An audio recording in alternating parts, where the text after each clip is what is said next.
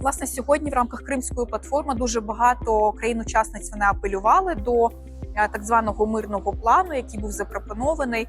Власне, дуже багато учасників вони говорили і в кулуарах, і навіть публічно під час їх звернень про те, що це такий собі, знаєте, віш-ліст Путіна. Тому що якщо подивитися на ці всі 28 пунктів, це не лише про питання територіальної цілісності, що очевидно для нас є червоною лінією, тому що жодні території ми віддавати не будемо. Це статут ООН, це суверенітет нашої держави, територіальна цілісність. На цьому стоїть, в принципі, все міжнародне право. Але це і питання зменшення кількості військовослужбовців, це одне з бажань Путіна, це фактично амністія для всіх військових злочинців. Я не знаю і жодного парламентаря українського, який би за це потім проголосував, тому що очевидно, що такий план він має бути ратифікований потім в українському парламенті. Тому я не думаю, що хтось набереться з тих, хто би за це голосував.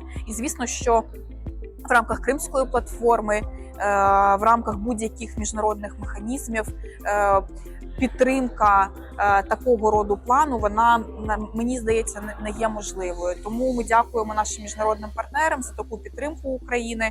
І що ще раз і ще раз це прозвучало, що Крим – це Україна, Донецьк – це Україна, Луганськ – це Україна, Херсон і Запоріжжя – це Україна.